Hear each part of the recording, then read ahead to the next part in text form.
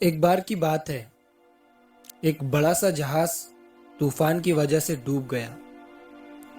उस जहाज में जितने भी लोग थे वो भी जहाज के साथ डूब गए, एक आदमी को छोड़कर। वो आदमी वहां से बच निकला और एक सुनसान आइलैंड पर जाकर बेहोश हो गया। सुबह जब वो होश में आया, उसने देखा कि वो एक सुनसान आइलैंड पर था, जहां पर दूर दूर तक कोई भी नजर नहीं आ रहा था।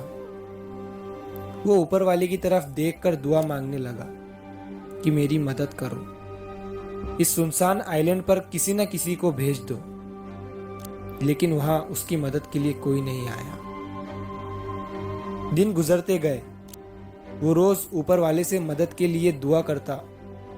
कुछ दिनों के बाद उसने दुआ करना छोड़ दिया। उसने वहां से बचने की उम्मीद खो दी।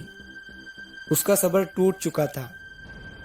तभी उसने लकड़ियां इकट्ठा की और उनसे एक टेंट बनाया। उसने नारियल के झाड़ से बहुत सारे नारियल तोड़े और खाने के लिए मछलियां पकड़ने लगा। 15 से 20 दिन गुजर चुके थे। उस आदमी ने वहां से निकलने की पूरी उम्मीद खो दी थी। इसीलिए उसने तकरीबन 20 दिन की मेहनत के बाद वहीं पर लकड़ियों का एक घर बना लिया था। एक दिन जब वो जंगल में नारियल तोड़ने के लिए गया और वापस आया, तो उसने देखा कि उसने जो घर बनाया था उसमें आग लग गई थी और वो पूरी तरह से जलकर राख हो गया। तभी उसने ऊपर वाले की तरफ देखा और कहने लगा कि मैंने आपसे मदद मांगी तो आपने मेरी मदद नहीं की। जब मैंने रहने के लिए घर बनाया तो आपने उसे भी जला दिया। वो आदमी सारी रात ऊपर वाले को कोसता रहा और वहीं सो गया। जब वो सुबह उठा तो उसने देखा कि एक बहुत बड़ा जहाज उस आइलैंड के किनारे पर खड़ा हुआ है। वो ये देखकर बहुत खुश हो गया और तुरंत जहाज पर चढ़ गया।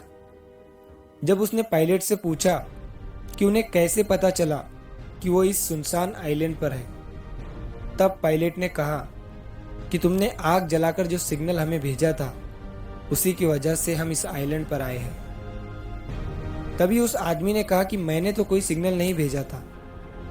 तभी वो सोचने लगा और उसे याद आया कि रात में जो उसका टेंट जल गया था, जो उसने घर बनाया था जो जल चुका था, शायद उसी की वजह से ये लोग यहाँ पर आए हैं। तभी वो आदमी ऊपर देखकर खुशी से चिल्लाने लगा। सेम चीज हमारे साथ भी होती है।